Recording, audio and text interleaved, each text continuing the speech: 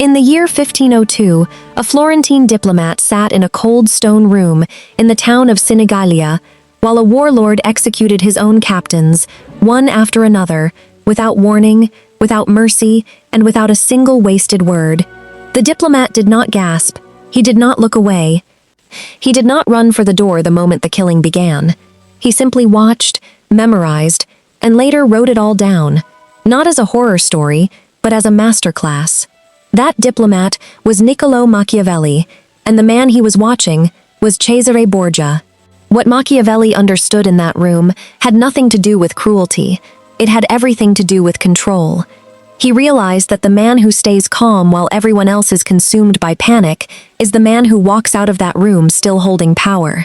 Today, you are going to learn the exact framework hidden inside Machiavelli's writing, the psychological architecture that allows a person to remain unshaken in any confrontation, any conflict, any moment where the room turns hostile and every eye turns toward you, waiting to see if you will break. This is not about becoming cruel. This is about becoming impossible to rattle. Welcome back to The Hidden Mind. If this is your first time here, this channel exists for one purpose: to take the darkest, sharpest, most uncomfortable lessons buried inside history's greatest minds and turn them into tools you can actually use in your real life, at your job, in your relationships, in the rooms where people try to test you, corner you, or provoke you into losing control. Today's lesson comes from one of the most misunderstood men who ever lived, Niccolò Machiavelli, and we are going to dig far deeper than the surface-level idea that he simply told rulers to be ruthless. We are going to extract his actual psychology of composure, the hidden discipline that let him observe brutal, chaotic, high-stakes confrontations without ever losing his footing. Before we go further, if you find value in what this channel does, take a moment right now to hit that like button, because it genuinely helps push this video to more people who need to hear it. Drop a comment below and tell me about a confrontation in your own life where you wish you had stayed calmer, because I read every single one and it shapes future videos on this channel. If you haven't already, subscribe, because we release videos exactly like this one that dig into the psychology of power, control, and human behavior every single week. Share this with someone who needs to hear it, someone who gets shaken too easily, someone who needs this armor. And if this channel has genuinely given you value over time, consider supporting us with a super thanks. It is a small gesture that means a great deal and helps this channel keep producing deep, well-researched content like this. Now, let's step into the mind of a man who watched murder unfold in front of him and walked away with a philosophy that has outlived empires. To understand why Machiavelli's lessons on composure carry so much weight, you have to understand the world that shaped him. Florence, in the late 15th and early 16th centuries, was not a peaceful place. It was a city of shifting alliances, assassination plots, family blood feuds, and political betrayals so common that trusting the wrong person could cost you your life within a week. Machiavelli did not write his ideas from the safety of a quiet study, disconnected from danger. He wrote them after years of working as a diplomat and secretary for the Florentine Republic, sent again and again into rooms filled with men who had every incentive to lie to him, manipulate him, or destroy him if it served their ambitions. He met with kings, popes, mercenary captains, and tyrants. He watched alliances form and shatter within days. He watched men who seemed untouchable get executed, imprisoned, or exiled overnight. And through all of it, his job was to remain composed enough to read the situation accurately, report it honestly, and never let his own fear distort his judgment. Then, in 1512, everything Machiavelli had built collapsed.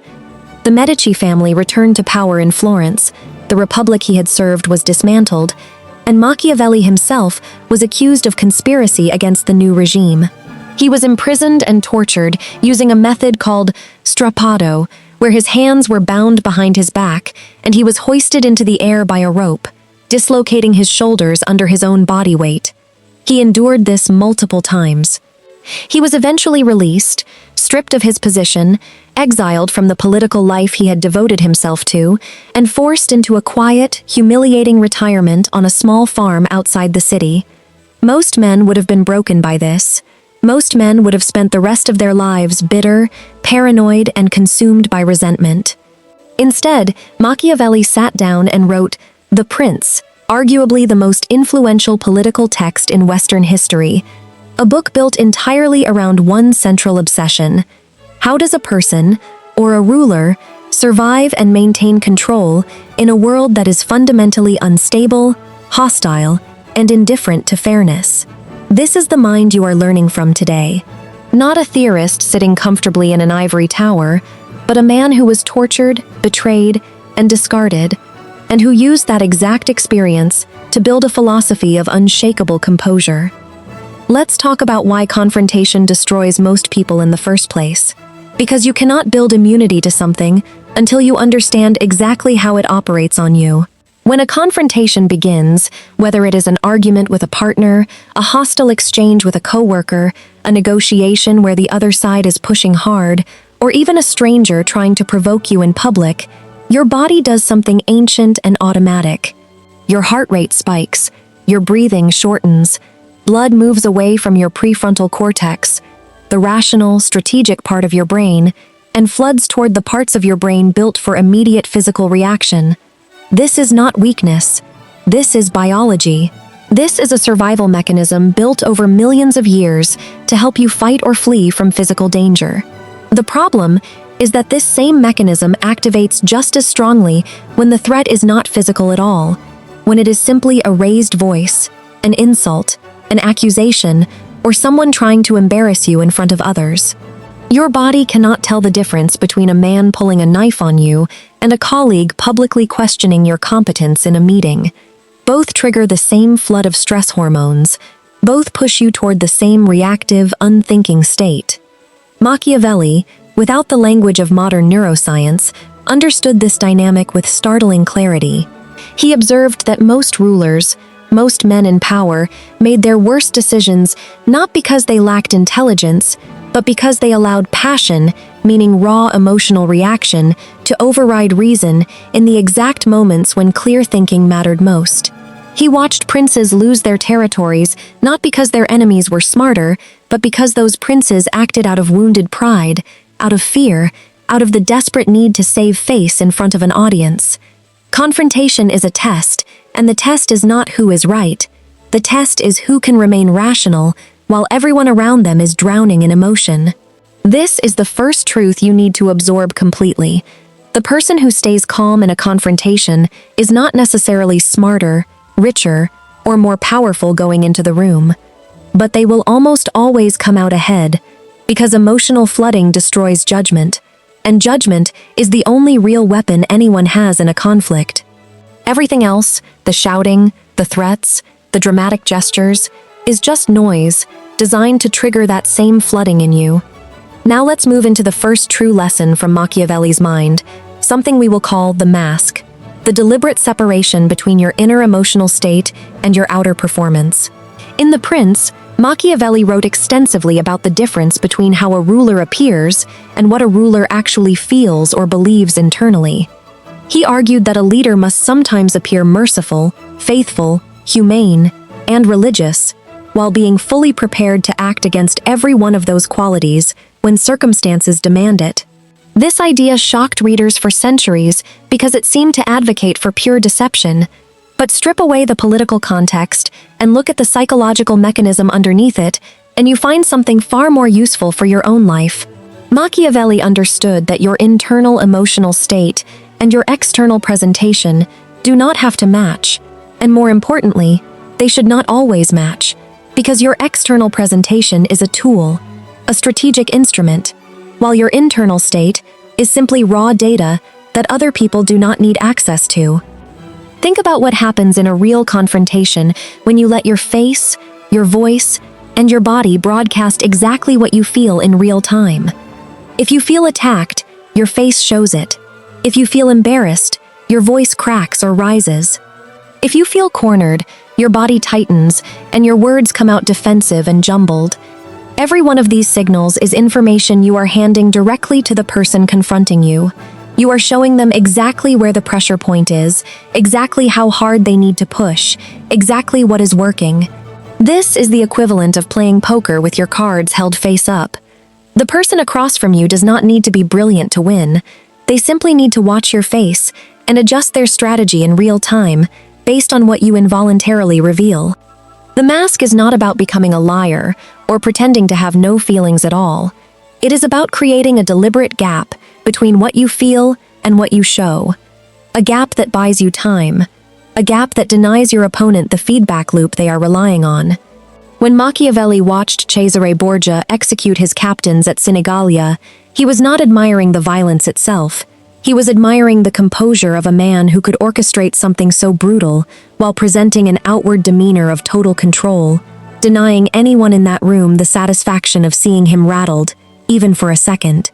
You do not need to orchestrate anything close to that level of intensity in your own life, but the principle transfers directly.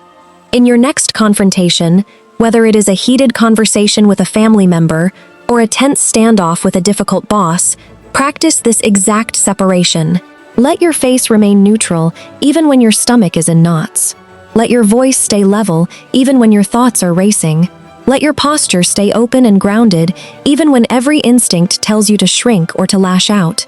This is not suppression in the unhealthy sense, where you bury feelings and let them fester.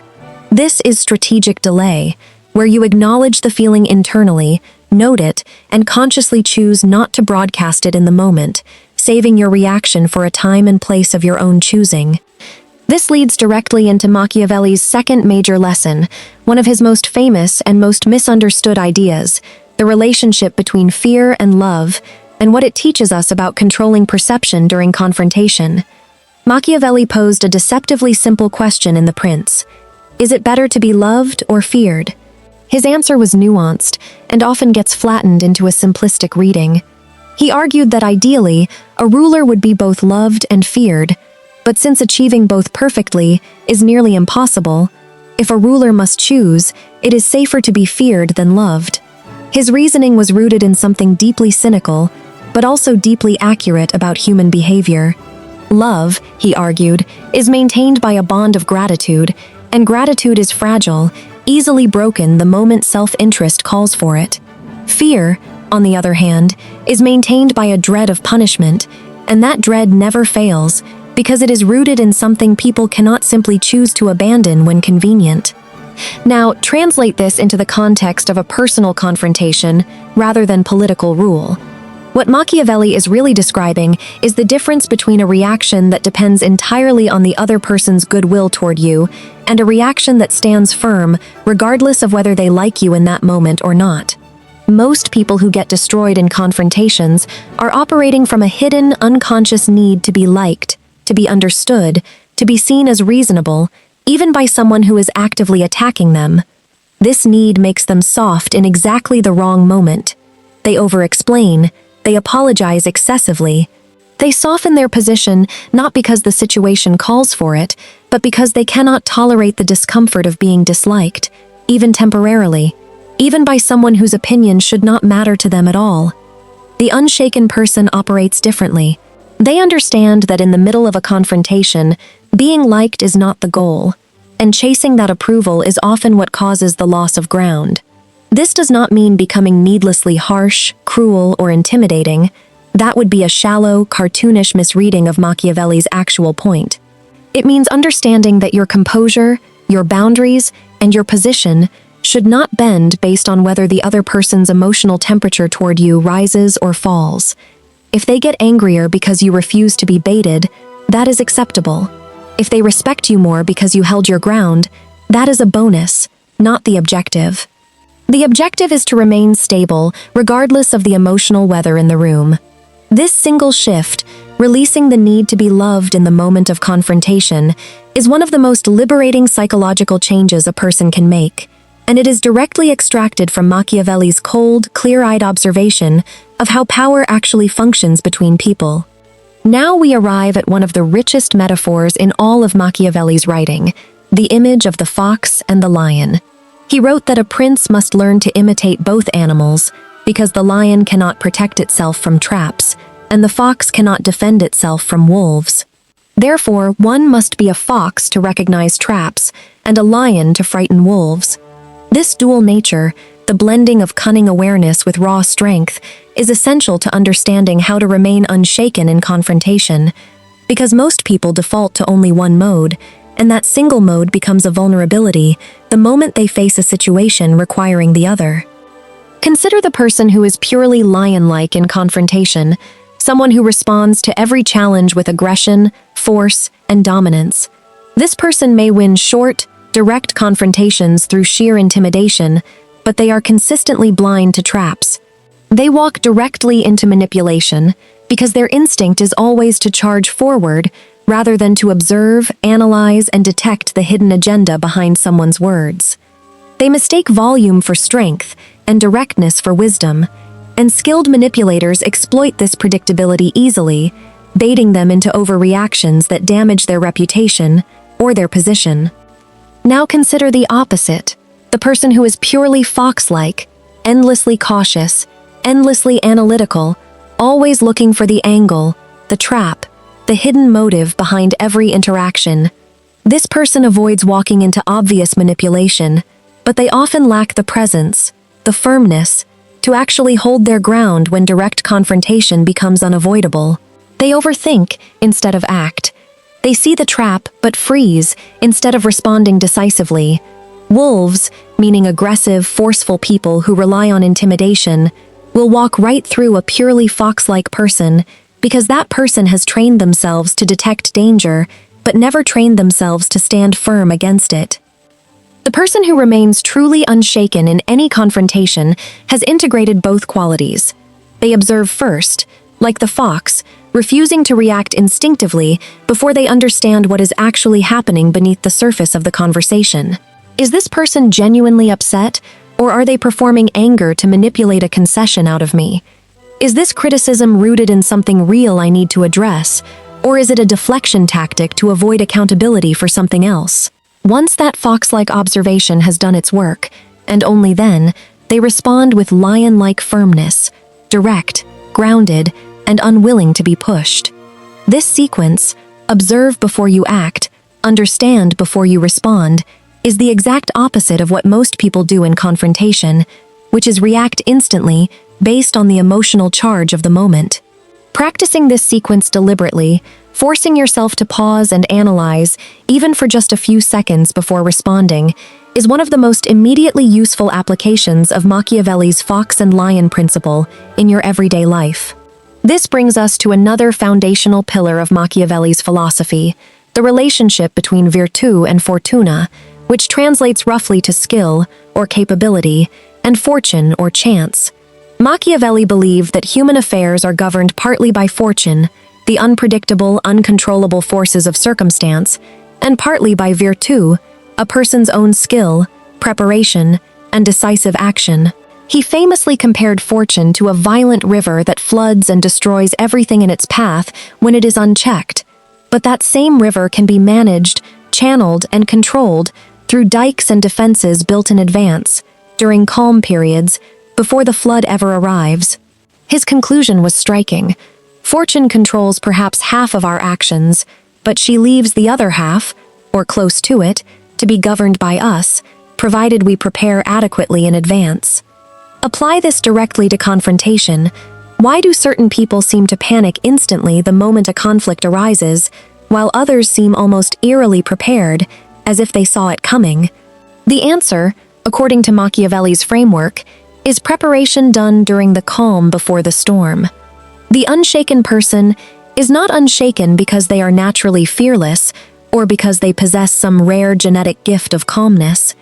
They are unshaken because they have already thought through difficult scenarios in advance. They have already decided, before the confrontation ever begins, what their boundaries are, what they will and will not tolerate, how they will respond if someone raises their voice, how they will respond if someone tries to embarrass them publicly, how they will respond if someone brings up a painful truth in an attempt to destabilize them. This is why building the dikes, in Machiavelli's metaphor, happens long before the flood arrives. If you wait until you are already standing in the middle of a heated confrontation to figure out how you want to handle conflict, you have already lost, because you are now trying to build strategy under the exact conditions the flood of stress hormones and emotional overwhelm that make strategic thinking almost impossible.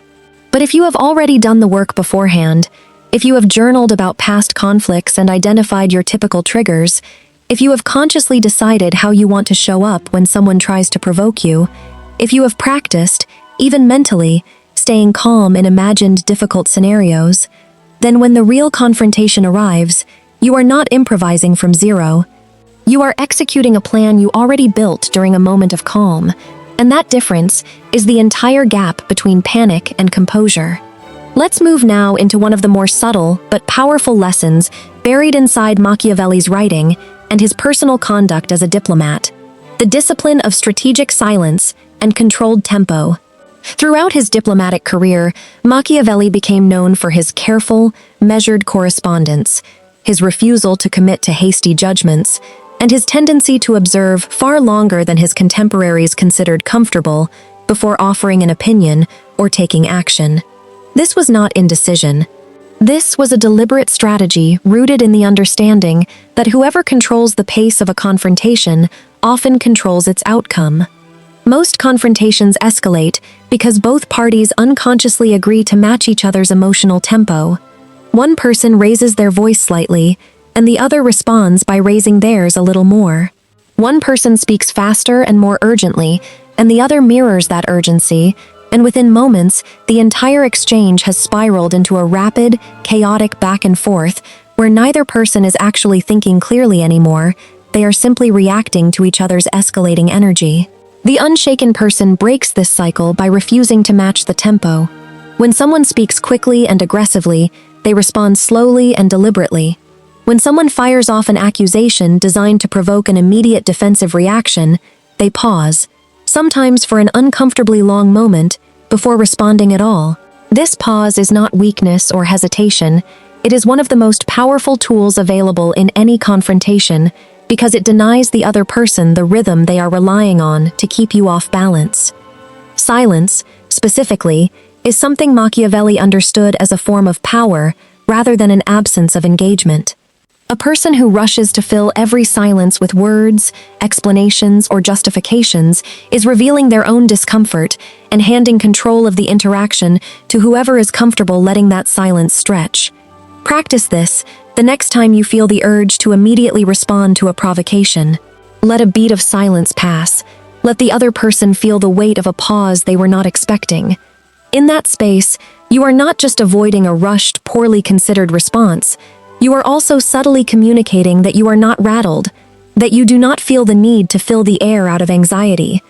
This single habit, slowing your tempo and tolerating silence, will do more to make you appear and actually become unshaken than almost any other technique available to you. Now let's talk about a lesson Machiavelli embedded throughout his political writing that translates into something deeply personal. Never reveal the wound. Machiavelli observed, again and again, that skilled political operators studied their rivals not to understand their strengths, but to locate their weaknesses, the specific pressure points that, once found, could be exploited relentlessly.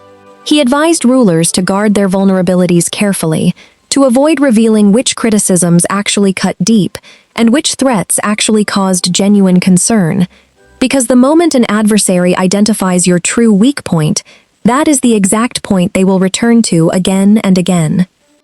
This principle applies with startling precision to interpersonal confrontation.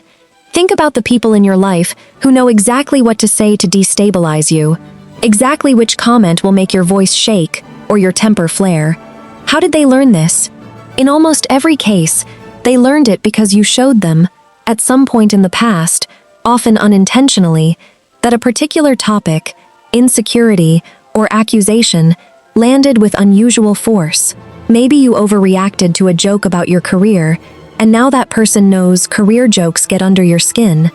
Maybe you got visibly defensive about a comment on your parenting, and now that comment becomes a tool whenever someone wants leverage over you in an argument. People, consciously or unconsciously, catalog these reactions, and skilled manipulators use that catalog strategically. Becoming unshaken does not mean pretending you have no insecurities or vulnerabilities.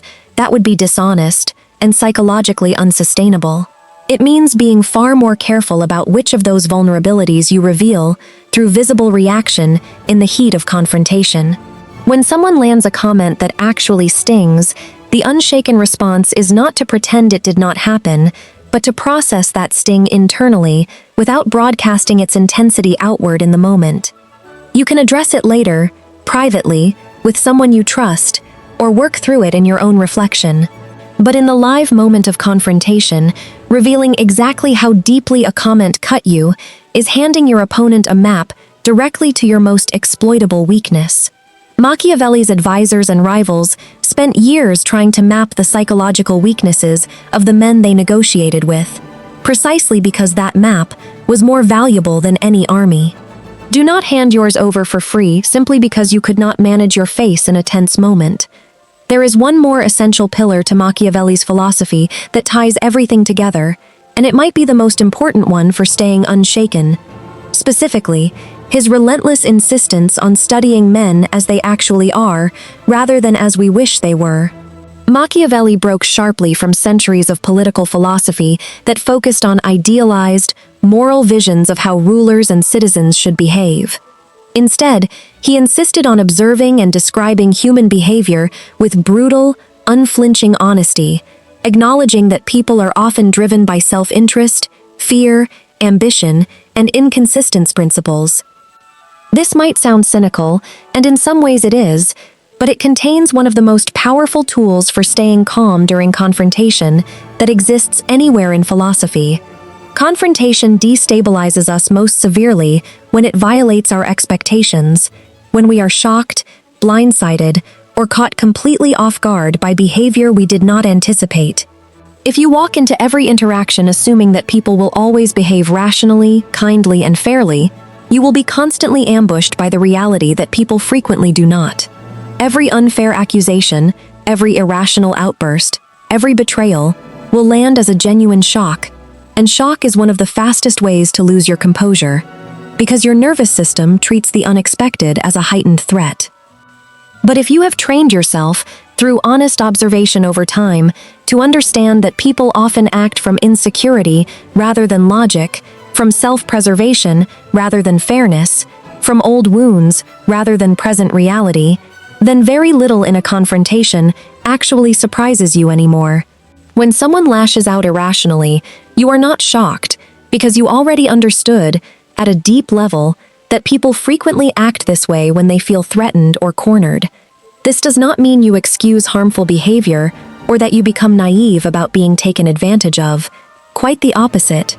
It means you see people clearly enough that their worst behavior stops catching you off guard, and anything that stops catching you off guard loses most of its power to destabilize you. This is perhaps Machiavelli's most underrated gift to anyone trying to build genuine composure. The discipline of seeing human nature exactly as it is, stripped of illusion, so that reality itself can no longer ambush you. Let's bring all of this together through a modern scenario, something far removed from Renaissance Florence, but built entirely on the same psychological architecture. Picture a workplace meeting. You have proposed an idea you worked hard on, something you genuinely believe will improve a project you care about. A colleague, someone who has quietly resented your recent success, seizes the moment publicly, in front of your manager and several other team members, to tear the idea apart, not with fair, constructive criticism, but with sharp, slightly exaggerated language clearly designed to make you look unprepared and naive in front of everyone in the room. The untrained response, the response most people default to, is immediate and visible emotional flooding.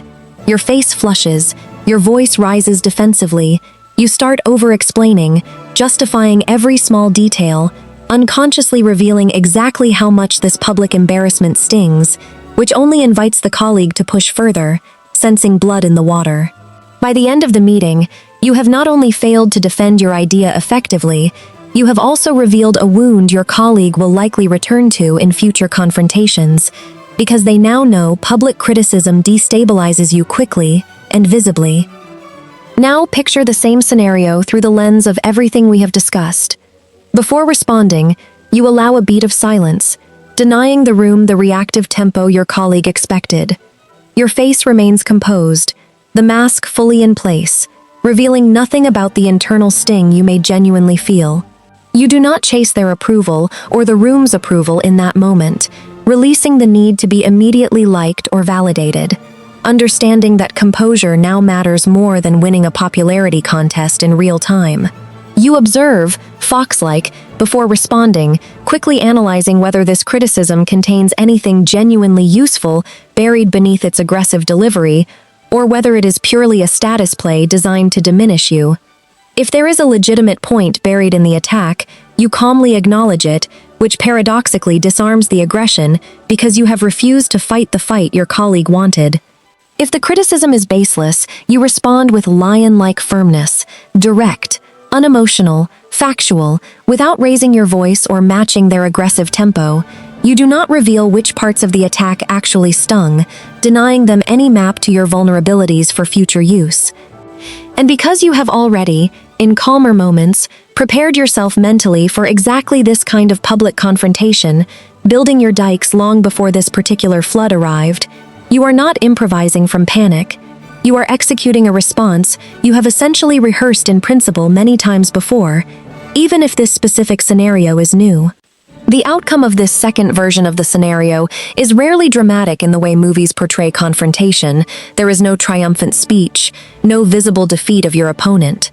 Instead, something quieter and more powerful happens. The room notices your composure.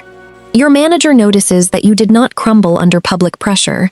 Your colleague, sensing that their usual tactic failed to produce the reaction they were hoping for, becomes less likely to try that same approach again in the future, because manipulation and aggression only continue when they consistently produce results. This is the real, practical payoff of everything Machiavelli observed centuries ago. Composure is not just about surviving a single confrontation with dignity, it fundamentally changes how people treat you going forward, because you have demonstrated, through action rather than words, that you are not an easy target for emotional manipulation. Let's talk now about how to actually build this into your daily life, because understanding these principles intellectually is very different from embodying them under real pressure. The first practice is reflection after the fact, not during the confrontation itself. After any significant conflict, take a few minutes, ideally that same day, to honestly assess your own reaction. Did you maintain the mask, or did your face and voice broadcast your internal state? Did you chase approval or validation in a moment where you should have simply held your ground regardless of how you were perceived? Did you observe before reacting, or did you respond purely from instinct? This honest, non-judgmental review is how you gradually train yourself, because the brain learns through repeated feedback, and consciously reviewing your reactions creates the neural pathways that eventually make composed responses feel automatic rather than forced.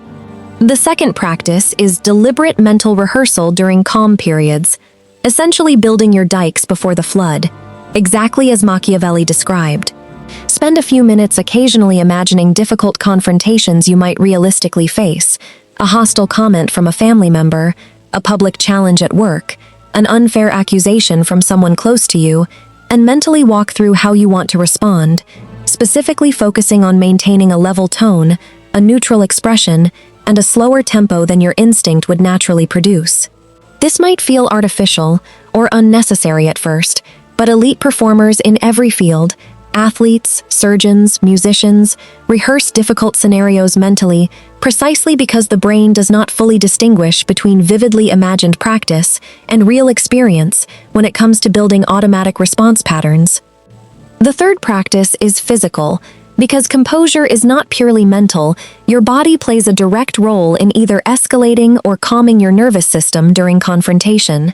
Practice slow, controlled breathing, specifically extending your exhale longer than your inhale, because this single technique directly activates your parasympathetic nervous system, the physiological system responsible for calming your body down after a stress response. Practice this breathing pattern regularly, not just during confrontations, so that it becomes an accessible tool you can deploy quickly, almost invisibly, in the middle of a tense moment, without anyone in the room noticing you are doing anything at all. The fourth and final practice is perhaps the most Machiavellian of all. Study the people around you, honestly and without illusion. exactly as Machiavelli studied the rulers and rivals of his time.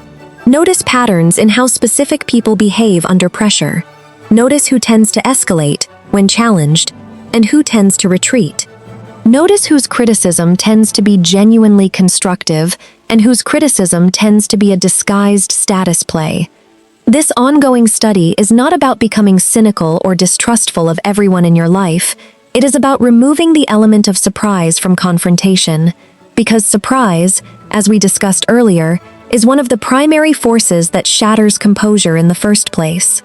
The better you understand the people around you, the less any single confrontation will catch you genuinely off guard, and the calmer, more strategic, and more unshaken you will remain when conflict inevitably arrives. Before we close, it is worth acknowledging directly the discomfort that Machiavelli's ideas can provoke, because his name has become almost synonymous with manipulation, coldness, and moral compromise. It would be intellectually dishonest to pretend his philosophy carries no risk of misuse.